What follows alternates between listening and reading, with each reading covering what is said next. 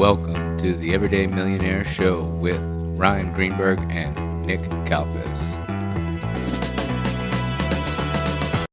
All right, guys, welcome back to another episode of the Everyday Millionaire Show. We are here at our new halfway done studio, and we're with Mike Griffith. How you doing, Mike? Mike was here a couple weeks ago, right? A couple months ago, yeah. A couple months ago. Yeah. Wow. During the legislative session. Time flies. So excuse the switch that's next to Nick, and there's some drywall that's not done, but we are almost done. We will have our new studio set up by the end of this week, so next episode should be good. Mike, thanks for coming back. We covered a lot on the last session. Now you're out of your legislative session. Is that what it's called? Yep. So we have some fun bills and stuff to talk about. Nick and Chase, we have some other stuff to talk about. And Chase and I finally did our first Ironman race. Well, kind of, 2/3 of it. Yeah. So we could talk about that real quick. And then, we'll get right into it. So, Chase, why don't you lead us off with the Ironman stuff? Yeah, dude, it was super cool. Chattanooga, Tennessee is a very interesting place. It's not a place that I would have expected an Ironman to be, but with some I guess love, I would say, for the city. It's a cool town. Do I want to go back? Not really. It was a very fun bike ride. The swim got canceled, but the flow was ridiculous. We were standing there, Mike, and like logs, like pieces of like wood were like floating down the river. And we were like excited because like, oh, this is going to be the fastest swim ever. Yeah. And then we got a notification, I think it was like Friday night, that they canceled the whole swim. So it was because of the flow and then I guess E. coli because of the rain in the water. So that was super disappointing. So immediately I signed up for another one. And I'm doing that on Sunday. Yeah, the night after it got canceled, I signed up for a full Ironman, which was not fun. Signed up to, but Ryan convinced me. I was just a pushover, to be honest. Yeah, it's a crazy thing, but it's super fun. So between doing the pull running, that mic up to you. You can just pull it.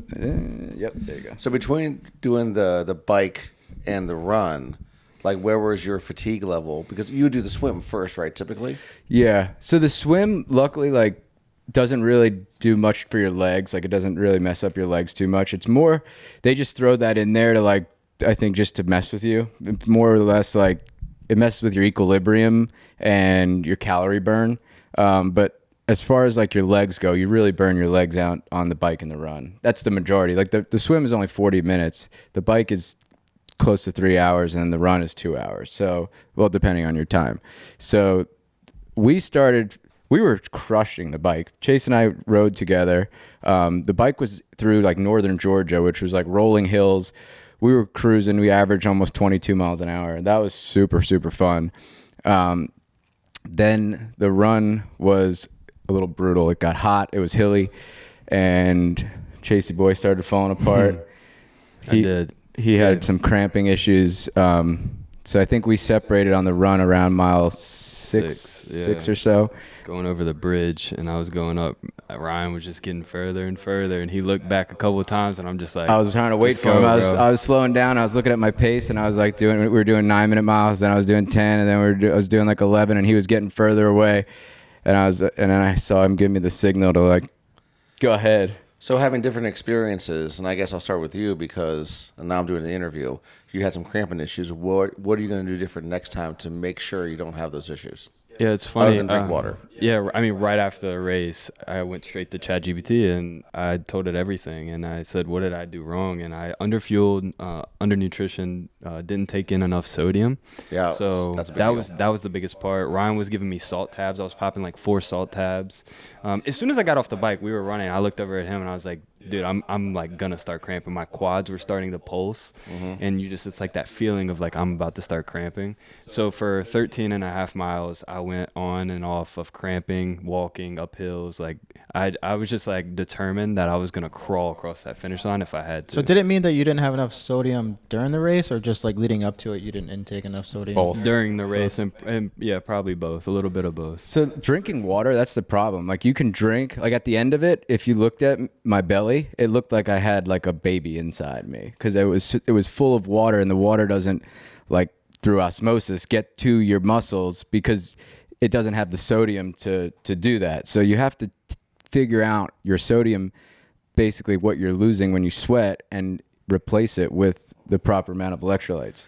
So a couple questions. So a couple more questions. Let's just talk about this the whole time, right? got So time. it's not a competition, but it's totally competition, and you guys are partners in this. But what was the difference? How far ahead did you finish this time? He 30 minutes ahead. About of me, 30 minutes. So what would you do differently in the next race? So this coming race, I upgraded my bike. That was a big one. We have very high tech bikes where I have power meters in the pedals. It tells me how many watts I'm putting out, and I was putting out like above what my threshold should be, watching other people just blow past us as if we were sitting still. So I knew the bike was part of it. So I upgraded the bike.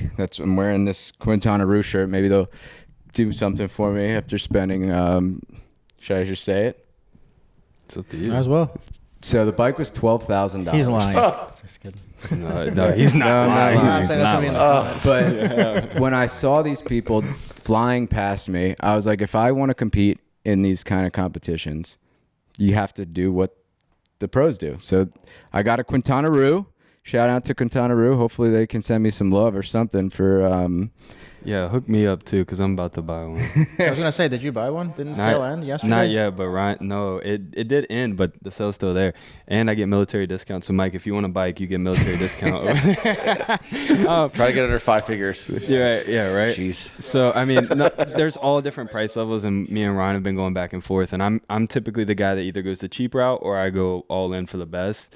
Looking at like some other options, and I could literally talk about this for days, but I wanted to answer your question about what I would do different completely. And there's 4 parts to Ironman, right? You have the swim, you have the bike, and then you have the run, but also you have nutrition. Oh, yeah. And so that's the part that I really didn't do right. I needed to be taking in 1,000 milligrams of sodium an hour. I took in During the race? Yes. I only took in 250 milligrams an Yeah, hour. that's going to cramp you up. So and you're toast. I completely blew up. I mean, I was walking up hills, coming down to the finish line. It's all downhill. Ryan can attest to this. It's all downhill. So you should be flying at this point. I'm almost walking because my legs are locking up as I'm running still. So funny enough, we'll put a picture up on the video of me, luckily after the race. So I got up, I stood up to come see Chase across the finish line. So we're all wearing GPS trackers. So we could see where everybody is, all of our friends. There was 11 of us that did this race together, and where everybody is, how fast they're going, everything, live updates. So I knew Chase was coming across the finish line. So I got up and I stood up. We saw him come across the finish line, and then we were walking out, and there was like a 10-inch step up to this like grate, like a culvert kind of thing that we had to step up over. I stepped up on it, and it felt like at that point 2 people like tased both my calves, and my calves just started, and I fell over like a tree getting cut down. And I was looked like he just got shot. I was in such pain. I was helpless. Chase, luckily, like Chase and I go to the stretch zone, and he knew like how to stretch my calf, and he was like, my calves were like literally pulsating, and I couldn't control it. And all my wife did, like, people were there generally concerned about my health and well-being, and my wife was like, take a picture of me. And it was me dying on the ground, and my wife holding our dog, kind of photobombing me. So I also needed to basically intake more sodium, more calories just in general. And I think part of my goal this next race on Sunday is faster transition times, and I have a couple of goals: faster transition times, and then obviously my swim. I didn't get to see on the first one, so I want to get a full sanctioned swim time. So you mentioned something that's interesting. You talk about water in your muscles, right? So, I use creatine, for recovery, right? Yep. Because I'm 48 years old. I lift heavy. And when I lift, the recovery time is, the mind's willing, the body's not. But when I'm taking creatine, I recover almost 20 years younger, right? So do you take creatine? Yep. Do you think creatine, so do you guys use creatine? Yeah. And do you find that, what is the experience when you are on creatine versus not at this high level of I'm never performance? off of it. Okay, Yeah. same. So Yeah. Yeah, I haven't been off of creatine in probably a year or two. okay. Yes, I have a very strict supplement stack that that we take, and creatine is every day, no matter what. Is that after the workout or is that like before? I take it before. It doesn't really 6 to 1, matter. as long as it gets in your system. Yeah, it doesn't really make a difference. It doesn't taste like anything, so you can mix it kind of in anything. And I actually sometimes just throw a scoop down, chase with some water, and call it a day. Yeah, no. I don't do that. But It actually dissolves so quickly. It's not a thing. So creatine's on there. We have like a carb drink that that we take that's full of like electrolytes, carbohydrates, quick acting carbohydrates. So I'm going to increase that. My new bike has a built-in hydration system, so it's basically got like a Camelback tube coming out of it, so I can stay in aero position and drink.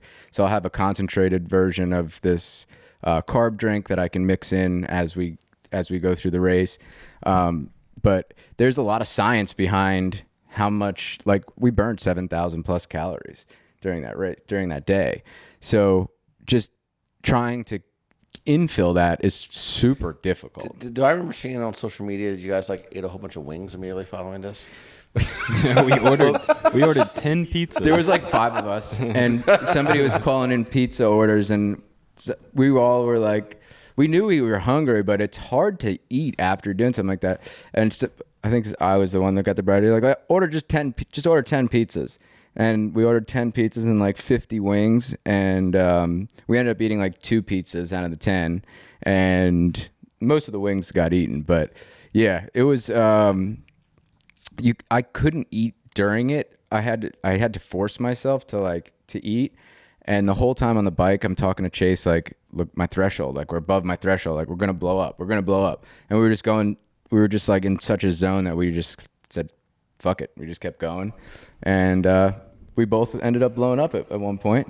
So that it's a learning The experience. bike was fun. I think that's the challenging part, is like when you're on rolling hills and you're like competitive, it's really hard to like dial it back Pace a little yourself, bit. right? Yeah. And so like we would literally look over it and be like, dude, how fast am I going? Like, are we going too fast? And he would be like, yeah, we're going way too, like, we need to slow it down.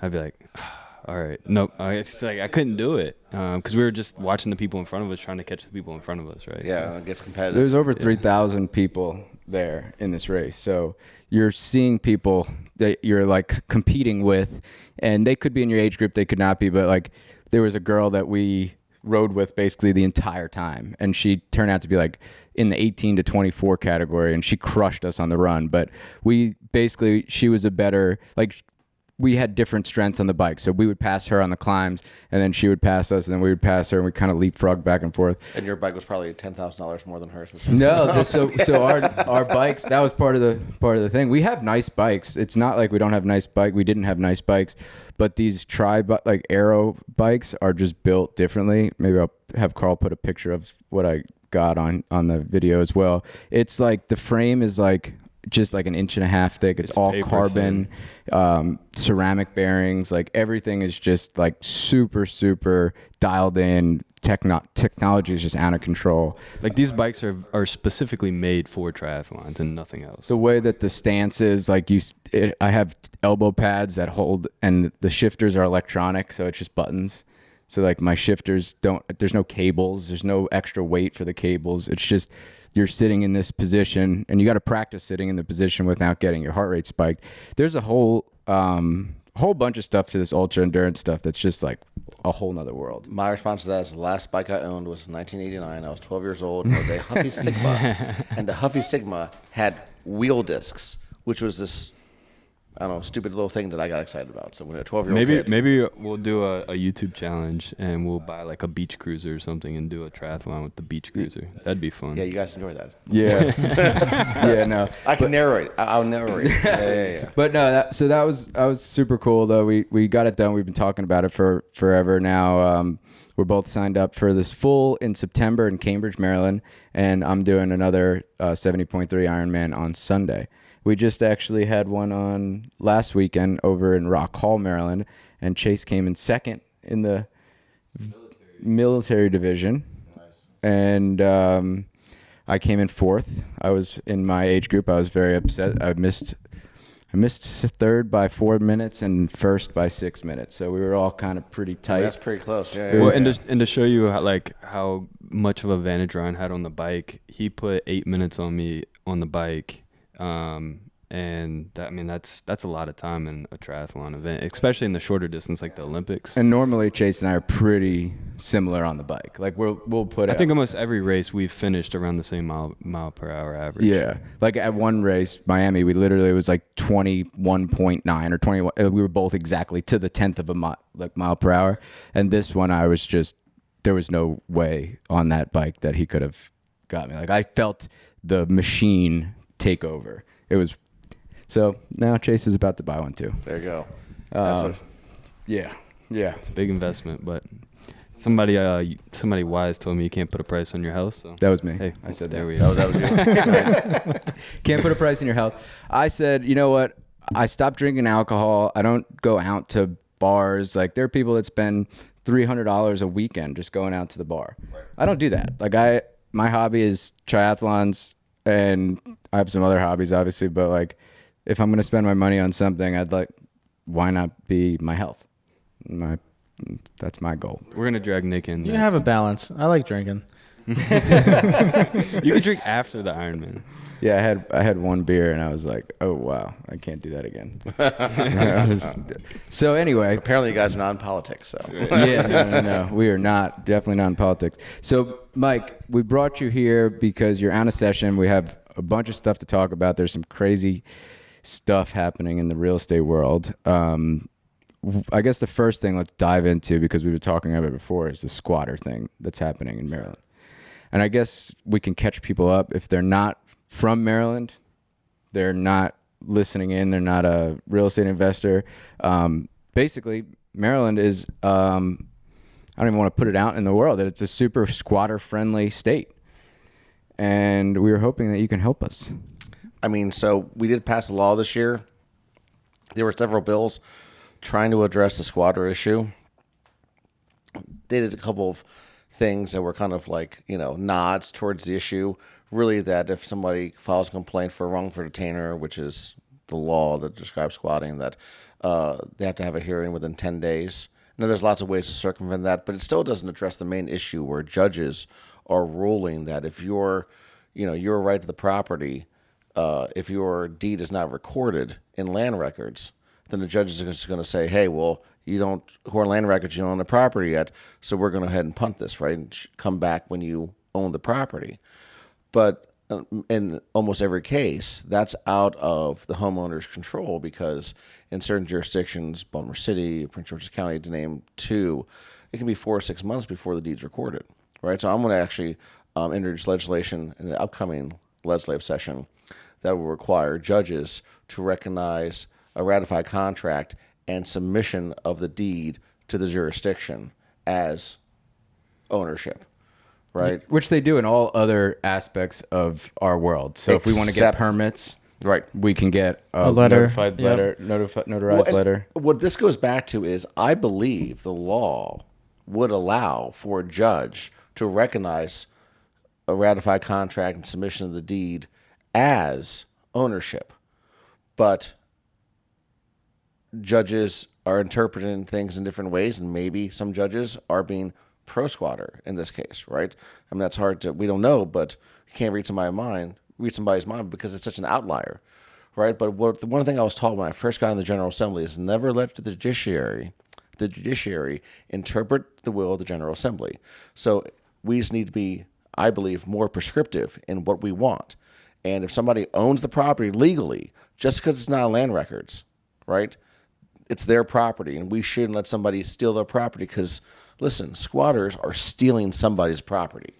At the end of the day, that's what it is. And just so we get it out there in the world, there is a person that is promoting a quote unquote business that she is literally finding properties for people that are vacant and telling people that how to get BG&E put in their name, how to write a fake lease, and basically holding seminars on how the people can squat in other people's homes and charging them a fee.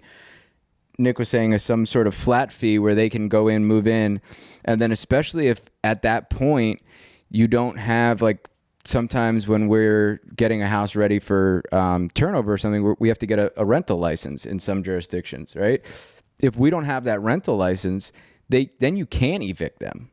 So if we don't have that rental license, and we always get it prior to the move-in, but if it's vacant and somebody moves in and then holds that place hostage, it could be 6+ months before we can get that property back. And I want to go back to when you talked about filing the wrongful detainer and with the deed not being recorded yet on public record.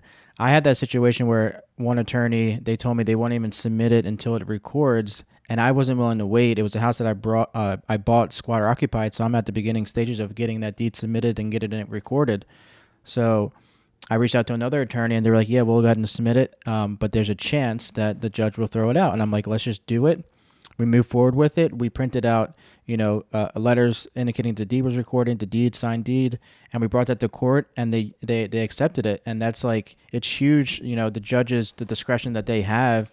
You can get one judge that will say, we'll take this, and you can get others that may say they won't, they have to wait until it's recorded. And that really screws a lot of people over, because even if they have, 10 days to have that court appearance, if they just bought that property and people just moved in, or if they bought it with squatters, then they have to potentially wait 3-4 months to actually see that recorded. And, I would say try it anyway, try it. You might get the judge that says, hey, look, we are going to move forward with this. We do see that you sent a deed recording, and just try to do it that way. I wouldn't wait. There are attorneys that won't even file initially because of that reasoning. And if I didn't go to another attorney, it would have taken me probably 5 more months, but luckily the judge was able to push it through. I think one of the big problems, though, too, is like Nick has access and means to go to multiple attorneys, where there's a lot of mom and pop landlords. As somebody that owns a property management company, I have people that we manage for that rely on that rent very heavily to pay their mortgage. Right. For us full-time real estate investors, we kind of understand, okay, you have 24+ properties, a couple of them are going to be vacant. You have to account for that. Some of these people are renting out their house out of necessity, because like the one girl that we're doing in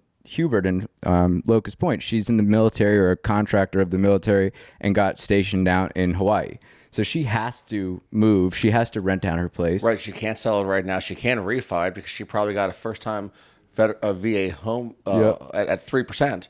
Right. And she's not going to refi at 5.5, 6. And her mortgage is $2,000, $3,000 a month. So she's got to cover the nut for the mortgage. Right. Right. But then any margins not used for her pocket, any margins used for upkeep and repair and these things. Right. So those people are getting screwed the most. And that's where we need to and our help. laws don't discriminate.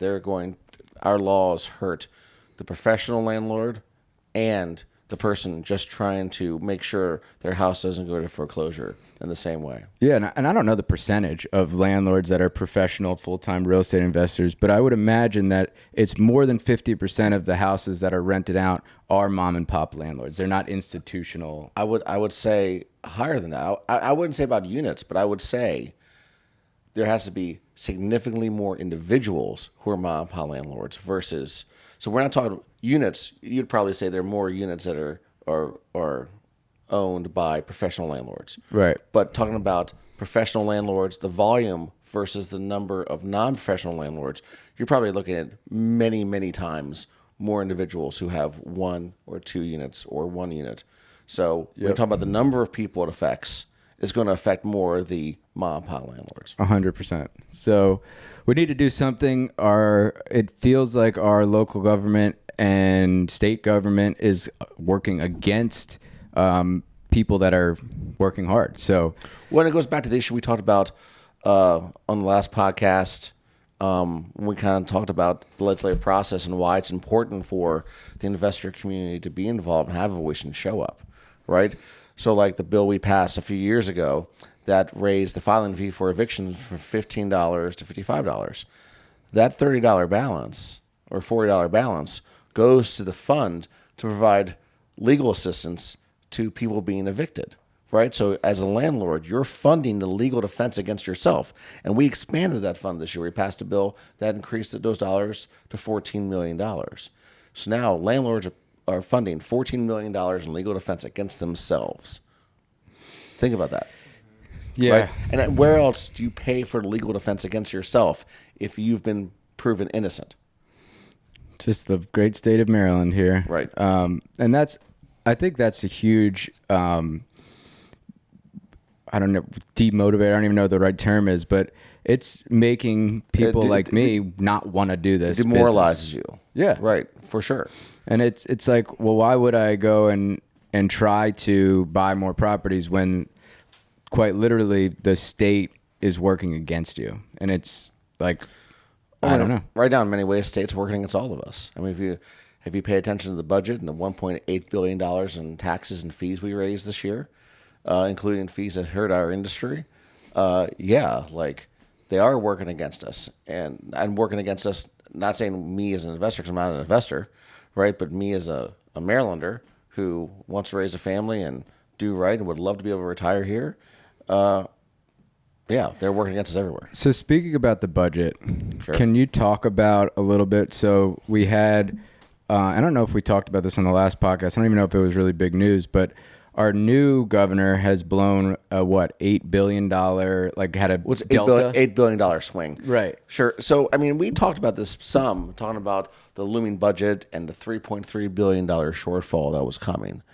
And then there's some argument on what caused shortfall. I mean, losing the $5 billion you have certainly is a contributing factor, right? But we've spent money for years that we haven't had. The education bill, and again, politics plays a role. If we don't support the Kerwin bill, the blueprint, and the $40 billion in the bill that we didn't have the money for, if you say you oppose that, then some people say you hate teachers. No, I don't hate teachers. Teachers, frankly, we've created laws in Maryland that has made the teaching profession much more difficult, right?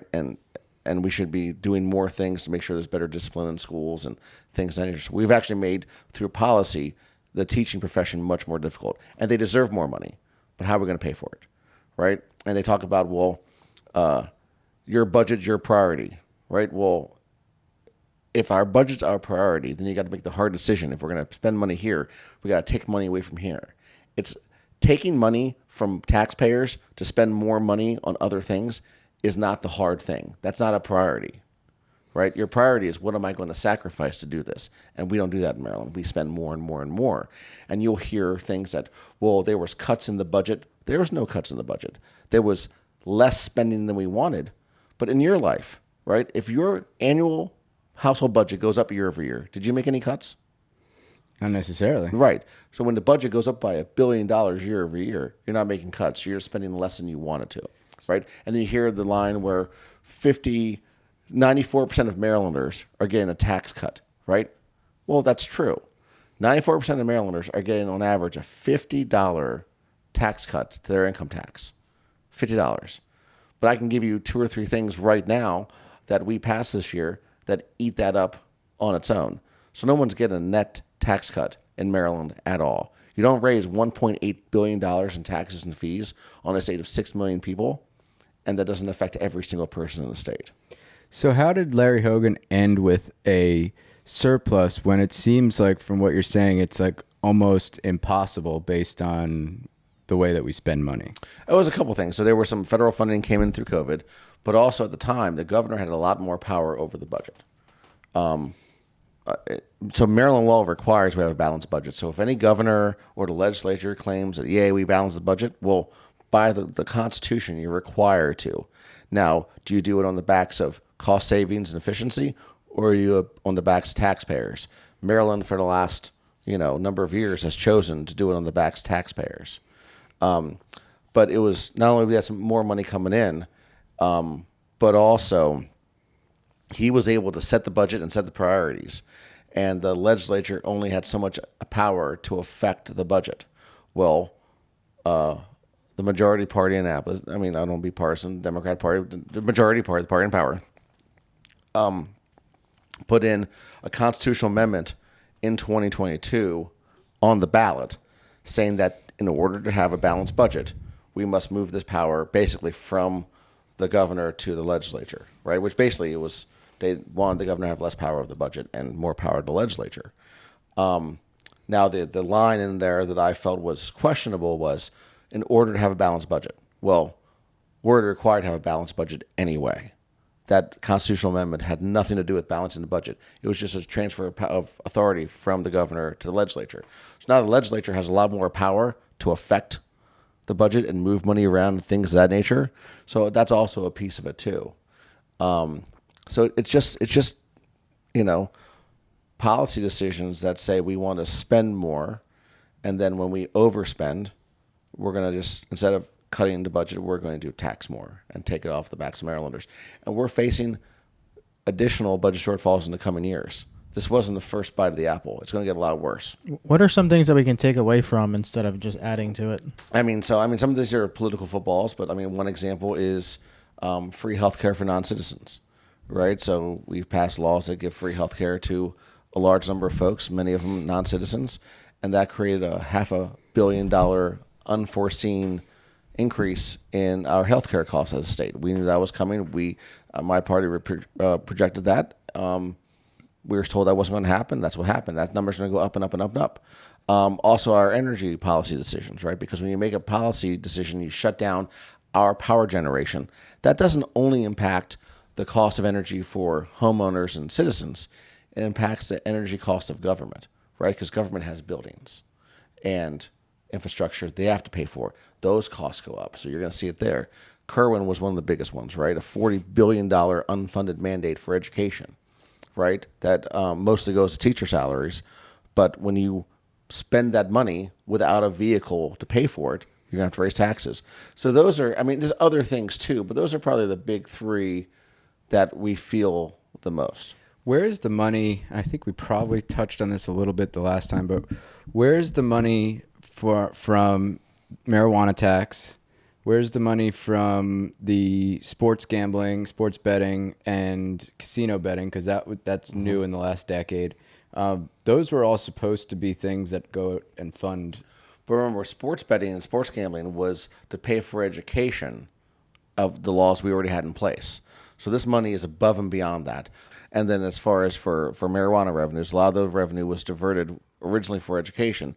Now it's been moved to a fund to support minority-owned businesses. So, but even then, those two revenue streams wouldn't begin to scratch the surface of this $3.3 billion shortfall we face this year, which is going to escalate to over $6 billion in the next few years. So with that much of a deficit, the government people, the team that has implemented these things, how do they plan on winning the next election? Well, this is a blue state, so I think the only person that could probably really legitimately challenge Wes Moore would be Larry Hogan. So if Larry Hogan got in, that would be interesting. But as far as the elections go, Maryland's arguably the most gerrymandered state in the country. So most of these elections aren't going to switch Republican to Democrat. So it's really not going to largely affect the state at the legislative level. So, but isn't it evident that we are failing like the citizens and mostly the blue collar or middle class, and that makes up the majority of voters? Yes, but at the end of the day, it falls back into politics, and people have different reasons for voting the way they do, and the makeup of the state. I don't see a flip in the legislature. Remember, this has been a one-party state for 150 years, with the exception of the governor's mansion a few times in that mix. So I think only 4 years in the last 150, Republicans controlled the legislature. What do you say to the people that say Maryland is the next California? I think Maryland is California. Yeah, I think we're already there. That's a scary thought. California and Chesapeake. I think we're already there. Yeah. What's funny is like so I'm from New York, and there's a lot of people from New York that are moving to places like Delaware, places like Florida, and then they're moving to those places, but still voting the same way that they did in New York, which is the reason that they left New York is because it got so highly taxed and so highly over. We're seeing in Texas, a lot of people are leaving California because the climate there, the economic and political climate, and then they go to Texas, vote the exact same way they did in California. That created the environment that made them flee California. So these are great questions. But see, just because you're a Republican or Democrat state, like, Delaware is a blue state. It's a deep blue state, right? But they don't have any remotely the economic policies that we have here in Maryland. And it makes us so hilariously non-competitive with the states that surround us. And the people that are out there voting this way, do you think they're just uninformed? Like, why do you think people would vote against their own wallets? I mean, I guess I can't speak for them. I'm not going to attempt to speak for someone's voting patterns. I mean, for me, I feel like, I'm not the best person to manage my own finances, but I should have the right to choose if I'm the best person to manage my own finances. And the more money you take out of the economy through taxes and fees, the less you allow people to not only, establish, financial independence, right? The opportunity for home ownership. And again, this is one of the things that a lot of the investors get a bad rap on. Like, you guys are taking, properties that are otherwise, useless, making them livable, making them affordable, and giving people access to home ownership. And the number one indicator in America for economic mobility and lasting wealth is home ownership, right? Home ownership is the key to the American dream. So, by us not allowing people to have more money in their pockets to have an opportunity to buy a home, things of that nature is really tough. You also mentioned earlier before we jumped on that short sales from your title company are going up. Do you think that has a direct correlation with the cost of living and taxes and everything else that's going on in Maryland? I mean, this is really anecdotal. We've seen data that shows there's a couple things. The one number that I dislike the most in all of economic policy and political conversations is the unemployment rate. So the unemployment rate's based upon a sample size largely provided by the payroll companies. And it's really tied to the number of people that are applying for a job versus jobs out there, right? And some of that's driven by people that are on unemployment insurance, because when you're receiving unemployment, you're required to apply for 2 jobs a week, right? But there's no real mechanism to really verify if you're accepting these jobs or not. So some of it's driven by people that are receiving benefits and some people that are actually applying for jobs. I believe the real number is a number called labor participation rate, or now they call it workforce participation rate. The number of Marylanders versus the number of Marylanders that are working. So in 2019, we were at basically an all-time high of labor participation rate in Maryland. So of 6 million Marylanders, 68% were working, right?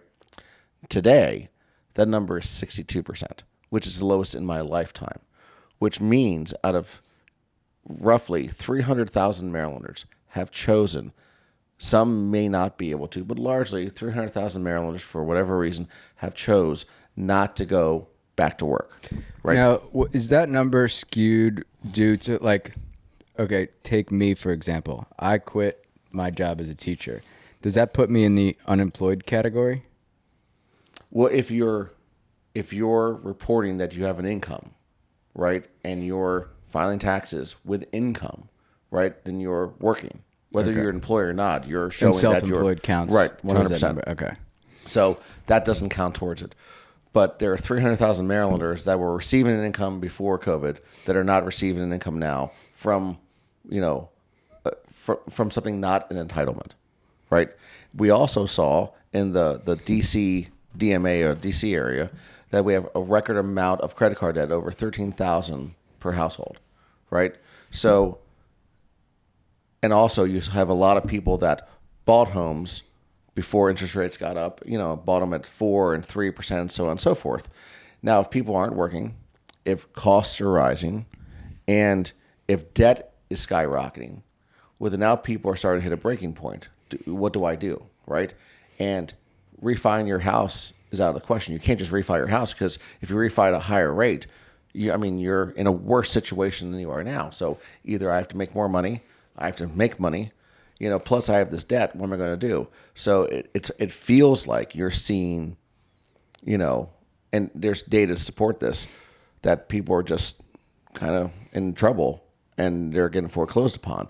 The one thing I feel is different from now than what happened in 2008. I don't think it's going to be the same level of catastrophe, but it feels like the banks are more willing to short sale than to foreclose upon. Because I think in 2008, they wanted to foreclose and keep the asset. I think now they want the assets off their books. So I think that's why at least what it feels like, that banks are more willing to short sale and get it off the books then, which also helps preserve individuals' credit, because it's much less of a credit hit to somebody to short sale than be foreclosed upon. So I think people are more interested in doing that. So it just feels like that's where things are going, and I've seen a significant uptick in my business of short sales. And people are, and even the banks are being extraordinarily accommodating to being willing to delay a foreclosure if they think they have a short sale.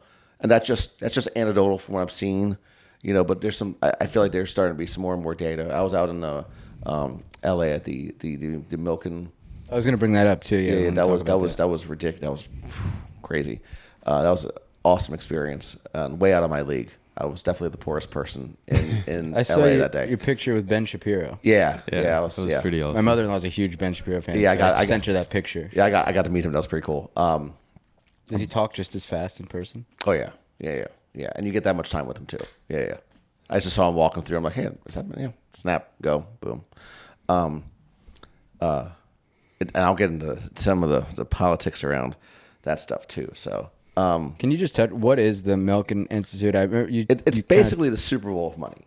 It's where every individual, it's where all the financial institutions and financial experts come together. A lot of business gets done, but it's a lot of knowledge sharing. I took a lot away from how to help, lead my company, lead employees, develop and retain talent. I took more because obviously, I help lead a title company and a law firm here in, Timonium. So obviously I'm not dealing with dollars and cents remotely where these guys operate, but I could still take their business practices because these are some of the most successful people on the planet. And like every billionaire was there. I mean, Elon Musk was there, the COO of Blackstone, the CEO of Apollo. I mean, like, is that something you have to be invited to? No. You have to pay to be an associate there, and it's not cheap either. But I mean, like, so like we can talk about it. Yeah, you can talk about it. The CEO of Apollo, manages $1.2 trillion in assets and has 100,000 employees. And I'm there in this room, not, a pretty small area, getting to hear him talk about what's important to him and how he grows his company and the people he needs to retain and his indicators of when he's in trouble.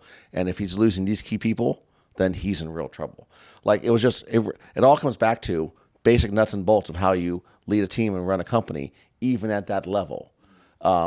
And I took a lot about how to run a business and lead a team out of it. That was because I will never. And where was the event held at? It was at the Beverly Hills Hilton. Wow. Is that once a year? Yes. Yeah. Yeah. Very heavy security. It was a little bit out of my league, if I'm being honest. Like, I was definitely like a fish out of water. So I was just trying to. Did you get to go because you're a delegate? No. I got to go with for a work event. It was work related. So we could talk about the law firm a little bit. Now I'm working with you guys for my law needs, and you guys have hooked up us with some cool stuff recently. So I want to give you guys a shout out to Albers and Associates. Albers and Associates. Yep. Albers and Associates. I've been saying that wrong for the last. That's close enough. Albers. Anyway, we've gone to the suite at the Orioles game, and then these crazy seats for the Caps. Yeah. That was a wild game. That was game 5. They won. That was super, super cool. So thank you for that, Ross Albers. Yes. Thank you, Yep. Ross and Associates. Yep. We got to meet a couple of the other lawyers at the office. Speaking of, we have an event coming up on July 31st. Our next podcast event, Mid-Atlantic Title and Albers and Associates, owned by the same person, right? Yeah, same company, umbrella. folks. They're generously hosting our next event, so it will not be at CVP's. So take note of that. Everybody that's listening, we will be in, what's the address?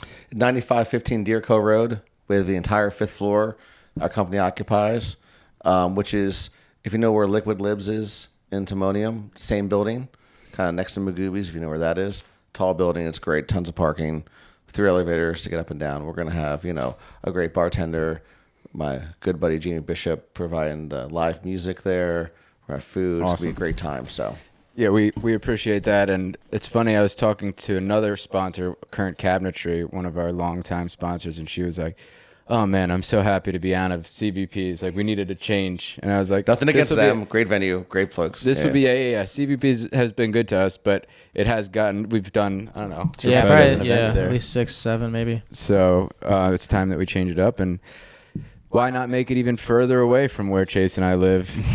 Well, you guys open this office down here. It's an hour drive. But it's literally 30 seconds off 83.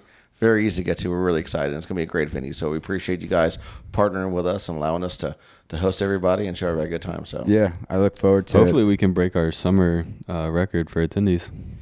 Yeah. Summers are typically a little slower, but this vacations, we tried to schedule it early in July, and you were going somewhere, I was going somewhere in a different week, and you were going somewhere.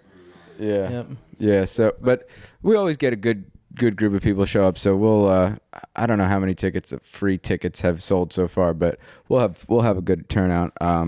We'll start promoting it more and more. So thank you, Ross and team, Mike, obviously, for linking us all up. So that's going to be really cool. Appreciate it. All right, what's next on the docket? I know I had some other stuff. You have some stuff that I can run through a couple things. Obviously, we have issues with the budget coming up, but just a couple of things that, let me bust on my glasses. Here comes my age, man. I gotta do this on camera. We definitely got to talk about my experience with cold-plunge. Oh god. Oh, cold-plunge. I've done cold-plunge. Yeah. We'll talk about that. Yeah. I'll let you Is go that the first. brand? What's the brand of it? We'll talk about it. So I'm really going to talk about some of the bills that are relatively unpopular with our folks. So here's one: late payment penalties and calculation. Residential leases. If you're following home, it's House Bill 273. You can look up online. This bill will alter a prohibition concerning the maximum penalty for late payment of rent. So basically, you can no longer charge more than 5% of the unpaid amount, rather than the amount due, for late charges. So that caps what you can charge for late fees. So that's a bit of interference into our industry. In the BRFA, which is the budget reconciliation bill that they put all the fees and the taxes into. They didn't pass tax bills. They put it all in this one budget bill and shoved the whole thing through, which was kind of interesting. One of the things is the lead rental registry fee went from $30 to $60. Oh wow, I didn't know that. Yep, that's coming. And the fee for an MDE lead-free report increases from $10 to $50. Damn. So yes, Jeez. Plus $400 to get the inspection done.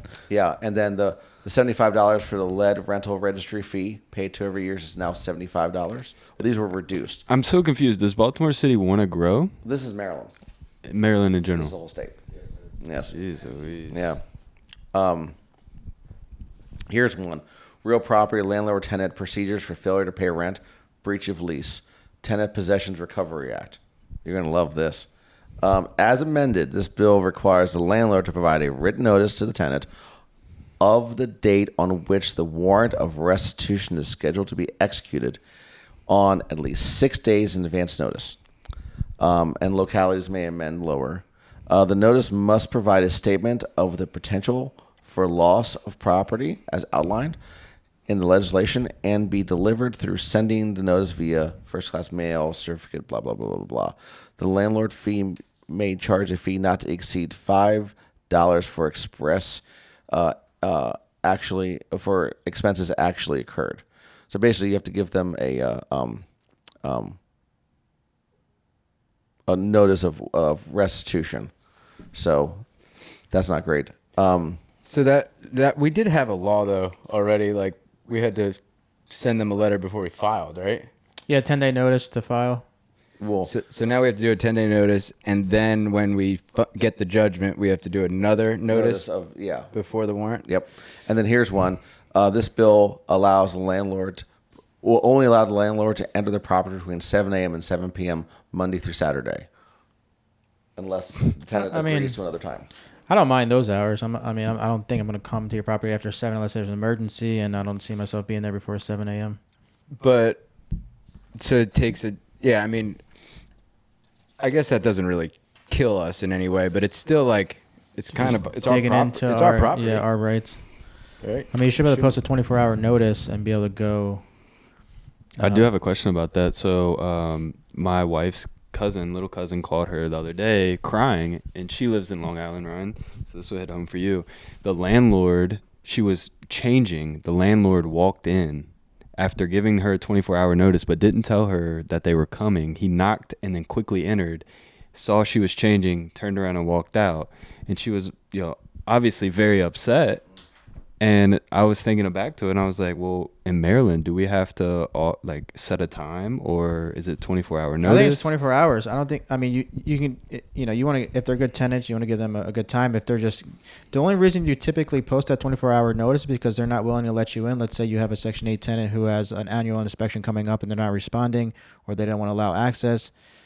If you get into abatement with Section 8, you're not getting paid at all for those days that you missed. So you want to try to get into that property.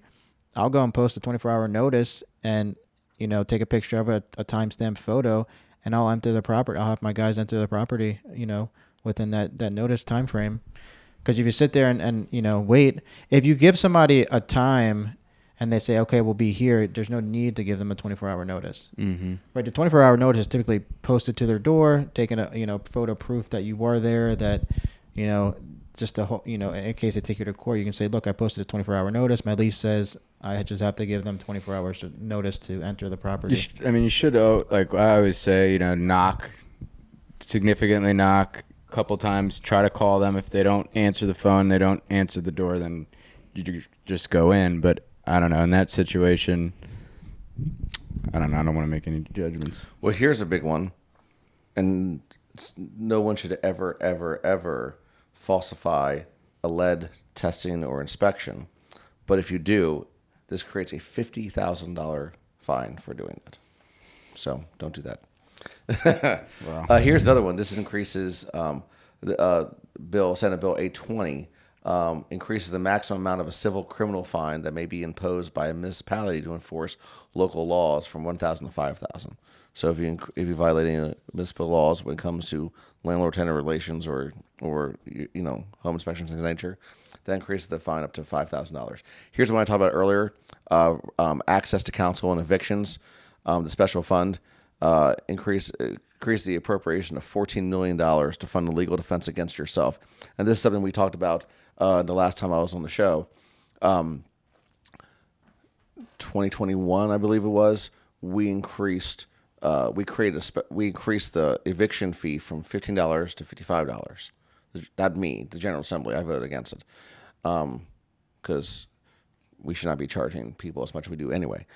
But that balance, that $40 balance, now goes to a fund to fund the legal defense against landlords. So that $40 difference that you're paying to file for an eviction is now paying for legal defense against yourself, which is interesting because typically in a typical court matter, if you're exonerated or the judge rules in your favor, you get legal fees back.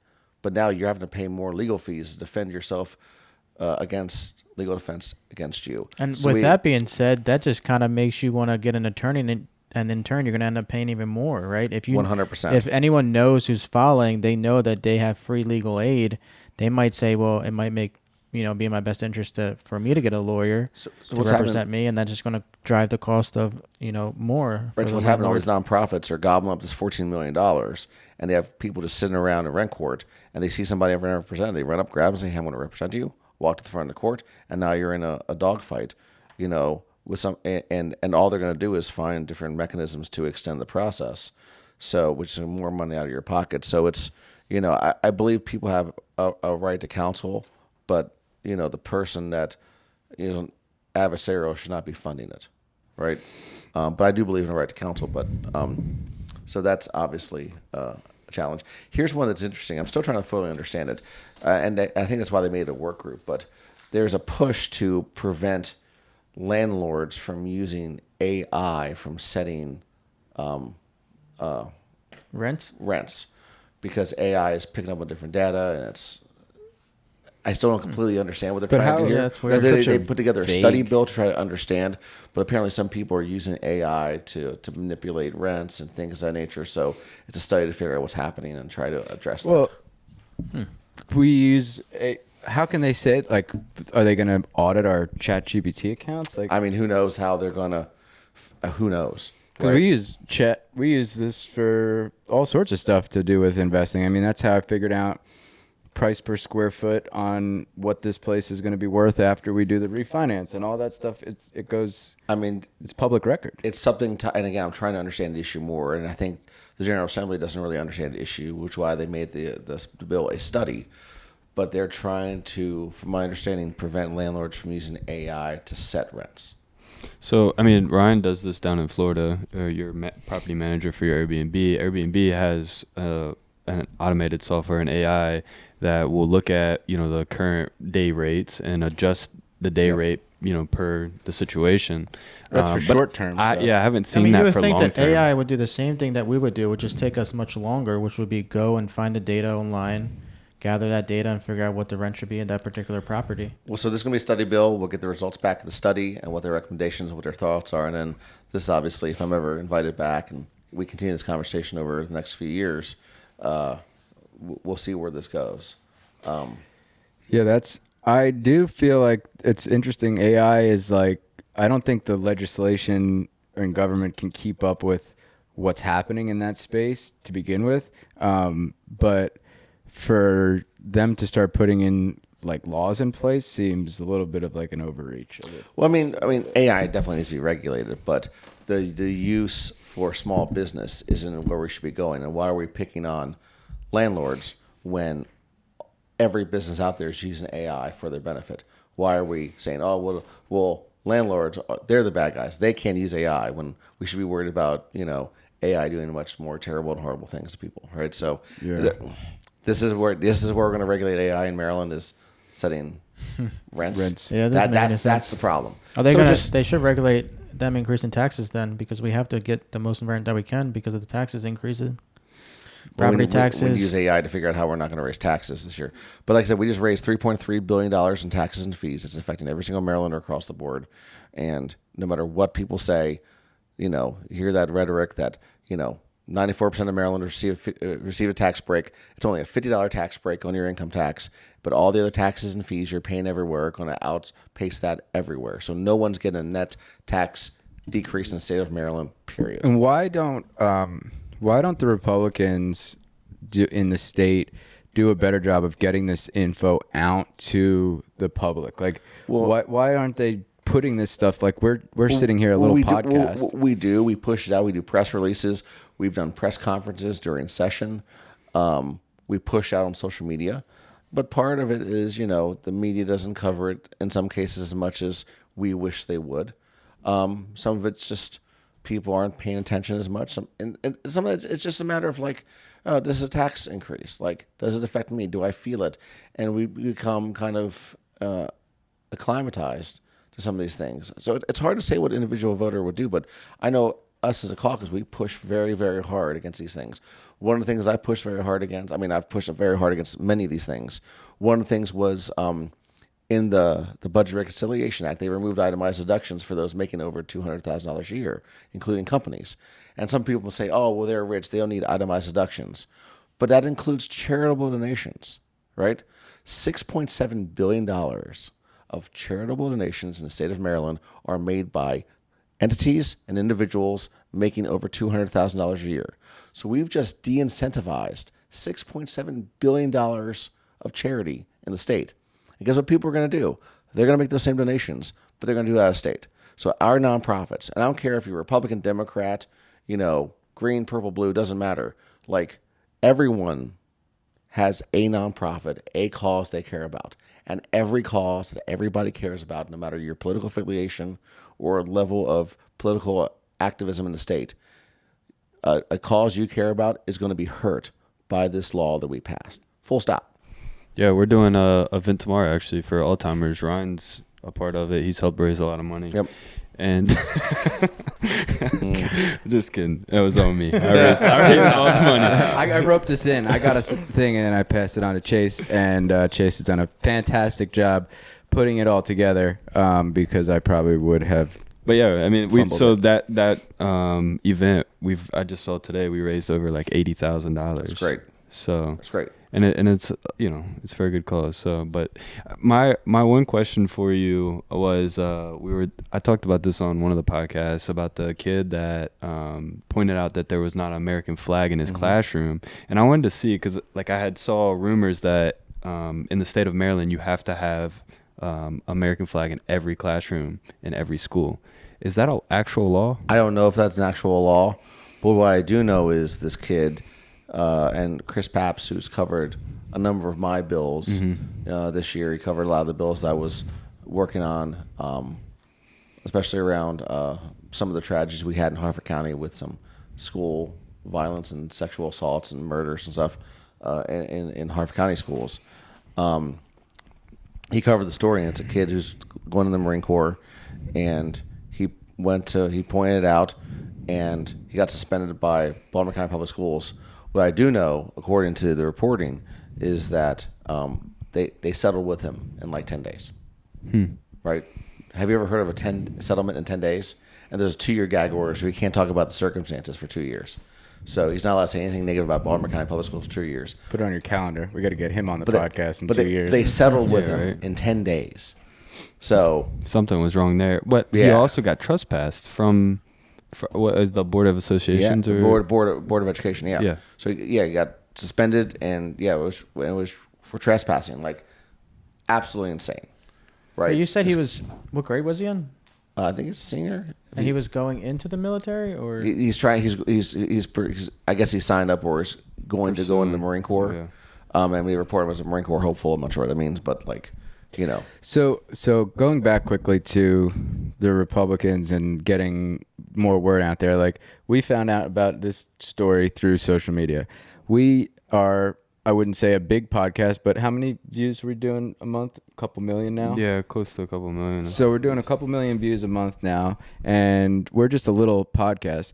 There are so many avenues for people to get the news out and the word out about these bills, about what's going on. And I feel like our party is not doing the best job, because when I go on Facebook, I see Governor Moore talking all the time, and my algorithm should not be showing me that. Like, as far as what, Well, but there's some questions as to any influence social media companies may have in pushing content, right? Like, the one great thing about X is X really seems to be pretty, nonpartisan in delivering content, right? But I do see, like, on some of the other platforms, it does create an echo chamber and feeds you the information that you want to hear. So there's that. We are the Maryland Republican Party, so we're outnumbered 2-1 in terms of voter registration, so that's going to affect engagement. Clearly, there's some media bias out there. We've seen that as well. I mean, so that certainly affects our reach, and also funding and the ability to fundraise. When you're a 2-1 Democrat state, we're outnumbered 102-39 in the House and 34-13 in the Senate. We're the most just in a super minority. So a lot of the fundraising dollars goes towards the majority party. And that would be whether that's not a partisan thing. That's whoever the party in power is going to have more of ability to fundraise, and which then allows them to amplify their message, because fundraising is about how do we get our message out through mailers and social media and ad buys and things of that nature. So they have a way more ability to push that out, right? And there's apathy, on the Republican side of donating to Maryland because we're the super minority, and how much can we win? How much can we move the needle forward? Now, if like a Larry Hogan ran for governor, well, that would change things, because if Larry Hogan ran for governor against Wes Moore, I mean, I would think the Maryland governor race would be the most interesting race in America, because you have the former governor, 2-term, who's never lost, versus the current governor, 1-term, who's never lost. Wes Moore, somebody who's starting to rise, who could be the presidential nominee for the Democrats in 28. Larry Hogan, Republican star, could be the presidential nominee in 28.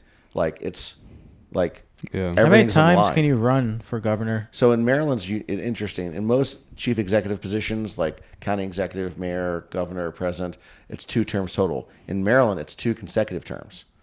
So he ran 2 consecutive, takes a term off, he can run again. Oh, okay. So if Larry Hogan decided to run again, I mean, you'd see a lot of political dollars pour into the state for a variety of reasons.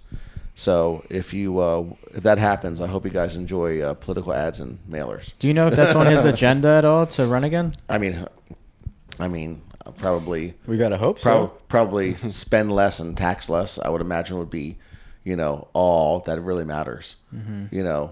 We gotta get Larry Hogan Well, I mean, on the podcast. the other thing about social media, right, is like we can have 1 million views a month, but we don't control who views what. So, most of our viewers could be California, Idaho, like all across the board, versus like, when they're campaigning, if you campaign and you spend marketing, like that's marketing dollars, you're targeting the state of Maryland. So you need funds to be able to do that exact thing. And Sure. I think that's what Mike's saying is we just got to have more money. And that's the thing and that's certainly a piece of it. And it's also what's important to people, right? And sometimes it's social issues, sometimes it's economic issues. But it's James Carville, who ran Clinton's campaign. He said it best: "It's the economy, stupid." You know what I mean? Like it all comes down to people's pocketbooks. No matter how 100%. no matter how people feel about, and that's why. I mean, that's how Trump got in again. Right. It had nothing to do with him, his personality, his social issues. It was all about what makes me feel like I can be in a better position to feed your family, right? At the end of the day, that's what it comes down to for most people. Not everybody, but for most people. And that's why even in a state that's 2-1 Democrat with supermajorities in the House and Senate, 2 of our last 4 governors were Republicans, right? So I know you're local and not national, but can we touch on the fact that I think it's coming out now that Biden actually was not super coherent Well, during his the last, fact that doctors even on MSNBC said that he had cancer. There's no way this cancer developed after, right. the election, right? It's too far spread. It's gone too far. And you had, Jake Tapper is on this book tour blowing them up on, Yeah, I saw that today. it's really hard to, knowing the facts now as they've been presented, it's really hard to believe that the nationally the Democrats didn't mislead Americans on Biden's health. It's just hard to. Nobody's health is scrutinized more internally than the president. Constant health checks, constant examinations. So there were so many people. That's what my problem is. Like, how can we believe anything at all when they were able to keep that under wraps so well? When there was no whistleblowers, there was nobody that came out. I guess there probably was, but nobody listened to them. I guess now we know that for sure they covered up a massive. It's a scandal of all scandals. The guy was mentally unfit to. The lead only our thing country. that's going to determine if it happens again is the voters. The voters will decide if that's acceptable behavior or not based upon how they vote in the midterms. Right? Do you think there's any chance of somebody getting in trouble for this, like people getting blown up about it? Did they online? Did they break laws? Is the question. That's what I guess that's my question. Did they break laws by hiding the fact that he was sick? I don't know. I mean, part of me with my like military background thinks that it was like better off that they didn't disclose his health, but the fact is that they allowed him to run another campaign and didn't disclose it. That's my biggest issue. I mean, for me, like, I want to know as much as possible about the candidate. Right. You know what I mean? Especially at the presidential level. You know what I mean? When you do have control of nuclear codes and things of that nature. Mm-hmm. And I mean, we're like a massive player in the planet of like the whole planet. Like, it's not just the country. We have foreign policy that affects people all over the world. I mean, that office is the most powerful person on the planet. Right. You know what I mean? By far. And as time goes on, the most powerful person in the history of the world. And this wasn't just like, he had a cold or a COVID or something, like terminal cancer, right? And if you have terminal cancer, to the extent he has, they knew he wasn't going to make it through another term, right? So at some point, who was going to be the person that filled that role? There's no way he'd be healthy be shocking if he was healthy for 4 years, right, of a second term. And I saw a doctor on MSNBC state that where the cancer is today, there's no way he didn't have it, early in his first term. Yeah, that's So it's wild. So it's Republican, Democrat, partisan, nonpartisan. Where people vote is going to say whether or not they're okay with it or not, and that's an individual decision. I know how I feel about it, but the voters will decide if they're okay with the Democrat Party enabling that behavior. It's just amazing how they could cover it up for that long. That's what makes me go back to aliens. I think aliens are real, and I think they've been covering it up. I mean, who knows about that? But I mean, but when you get into a certain level, right, like, and the stakes are high, and you're, somebody who's ambitious who wants to move their political career, you're going to play the game to not be on the outside, because once you're in the outside, like for me in my political career, like I'm a delegate now. The second I'm out of politics, all the people that approach me and lobby me and ask me questions and want my help with things vanish. I've seen it over and over again. I've seen very prominent political figures. The second they're out of office, poof. You know what I mean? Because you don't have a vote. You don't have a say anymore, right? And it becomes very transactional. And it's, and you'll make friendships. You have lifelong friendships. But in terms of people needing you or needing to lobby you or ask you questions or, a lot of that just kind of goes away the second you're out of office. So a lot of people, and for me, like me being a politician is not my identity, right? It's something I do. I'm honored to do. It means a big deal to me. It is the honor of a lifetime to do it. But whenever this goes away, it goes away, and I'm going to be at peace with it, whether I decide to or my voters decide I'm no longer representing them. When this goes away, it goes away. But for some people, it is their life, it's their identity, it's their ambition, it's all they fight for. You see, people go for these jobs sometimes recklessly, and so now we could talk about fundraising for you. Oh, we're not talking fundraising, right? But whatever. We should, because I think there's importance in getting the word out there for people that want to fight against these laws that you're fighting against for us, not even just for real estate investors, just for regular everyday citizens.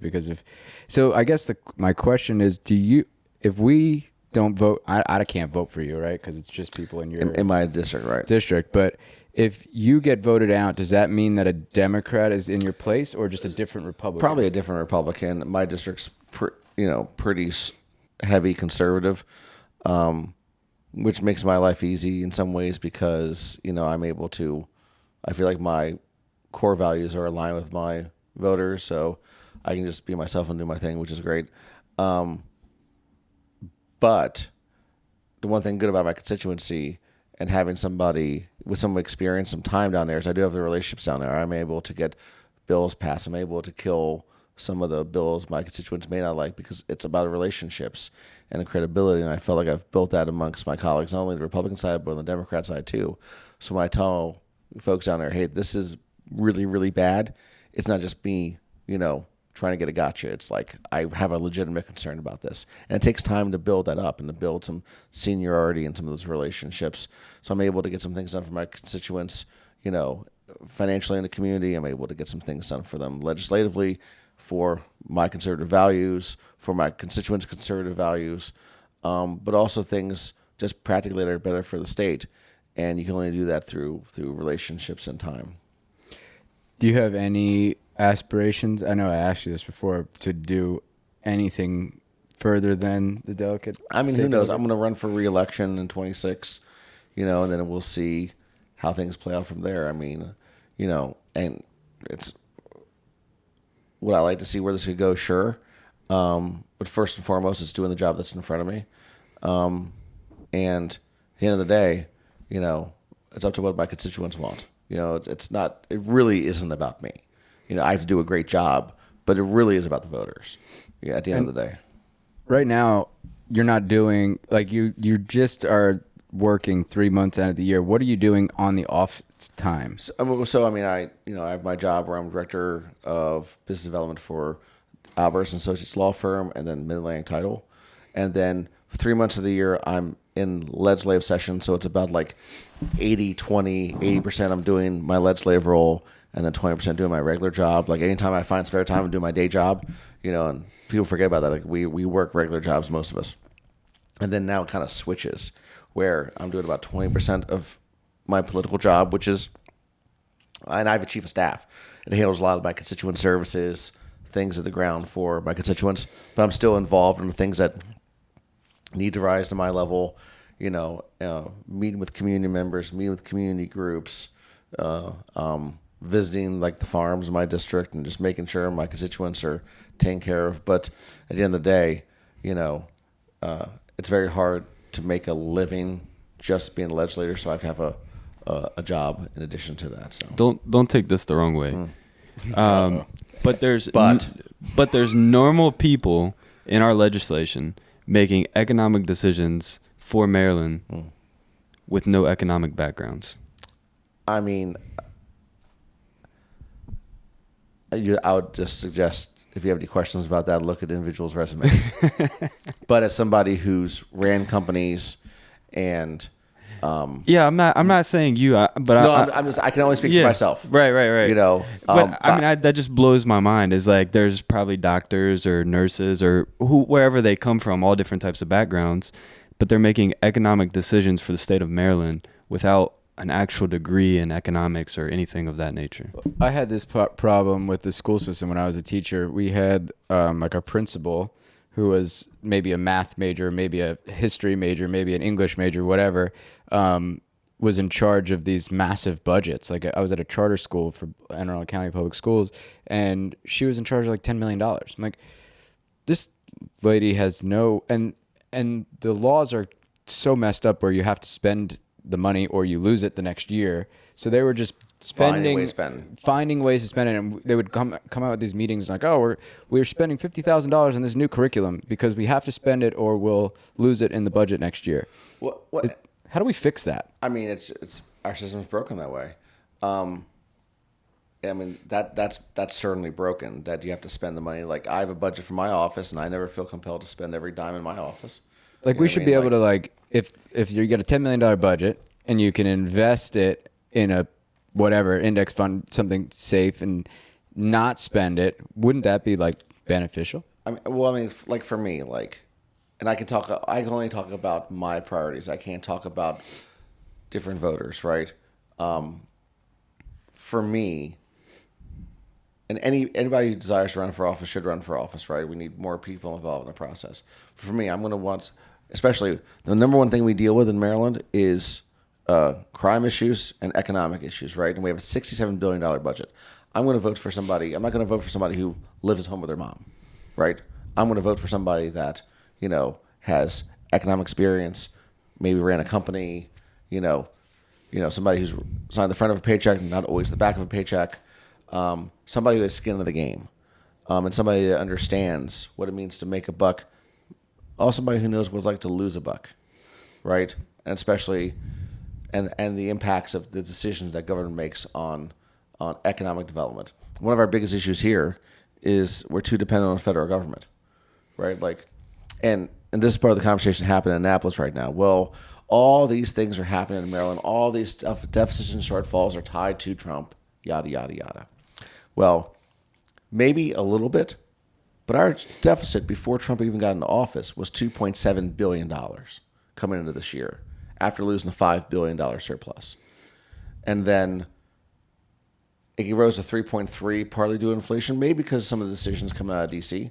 But Virginia, just to our south, who is impacted in the exact same manner as decisions in the federal level, not just has a surplus, they're giving tax cuts. Right? So how's Virginia able to do it and navigate the decisions coming out of Washington? But for us, it's completely crippling. Yeah. Doesn't make sense. Doesn't make much sense. Well, I think we have to let Chase ramble about cold plunge real quick before we close this. Cold plunge. Before we close this out, Mike, have you ever done a cold plunge? I have done a cold plunge, and the only thing I can't figure out about getting it right is my body's cold, but my feet are freezing. It's like my feet that can't take it. If I could find a way to keep my feet warm and the rest of me, because the rest of my body is feeling the experience of the cold plunge, but my feet are like about to fall off. Yeah. So if I could find a way to keep my feet warm and get the same experience, I would do it more often. So me and Ryan have a mutual friend down in Florida, and we went and stayed with them, and we did the cold plunge for the first time with them, and they talked us through sitting in the plunge and like helped us breathe. Yeah, it's a lot. It's more mental, right? And then like, you know, for your feet, the thing is like you rub your feet together to try to like warm them up. But I'm with you. I can't do my wrists. As soon as my wrists go in the water, it's like excruciating pain. Yeah, everything but my feet. I mean, it sucks. And when you get out, you feel like $1 million. Oh my gosh. But for my feet, it was like. So I don't believe in like the big self-help thing, or like I do believe in self-help, but like not like the blue pills and all that stuff. But like the first time I got in there and got out, I felt like my legs just were reset, and we just had run like 3 miles or something. And I felt like I just had a brand new set of legs. So we're in Chattanooga. Ryan's talking about buying a bike. I'm obviously talking about buying a bike. My wife looks over and she said, "You're not buying a bike until you buy my cold plunge." So I'm like, okay, well, what cold plunge do you want? She says Plunge. It's like an established company. They have like the actual big tub. It's like 73 inches long. And does it come with a little device that cools water? Yes, it comes with the chiller. This is a $6,000 unit.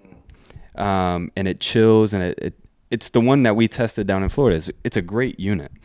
So I'm like, all right, cool. So I order it in the car with Ryan. Ryan gets a little salty. He wanted to buy one too. I get the unit on Wednesday after we get back, open it up, and I'm looking inside, and the chiller is like dirty. It's got scratches all over it. There's fingerprints. I immediately sent it in our group chat, and I'm like, I think Plunge sent me a used unit. Well, let's back up and say first Chase haggled with them. So that's what happened, I think. He haggled with them and said, "I'm not ready to buy it. Can you give me a discount?" And they were like, "Yeah, I'll give you a discount. I'm going to send you a used Joe, unit." Did they give you a offered discount? me the $500 discount. The sales rep texted me. He said, "What else can I do to make this more appealing?" I was like, well, I didn't want to spend whatever, $5,800. I was like, I'd like to be at 54. He's like, "Oh, I got a $500 off." I'm like, all right, cool. Put it in. We get military discount. I put in the military discount. Cool. We're good. So it's under 54. I get my unit.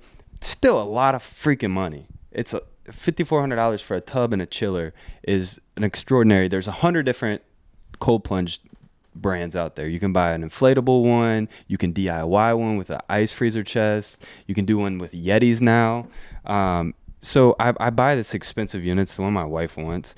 We get it on a Wednesday. I had to wait 8 hours because, you know, they give you a time frame from 9 to 4 p.m. So you sit around, you're not working, you're waiting on them to show up, and they finally deliver it, and I'm getting a fucking used unit.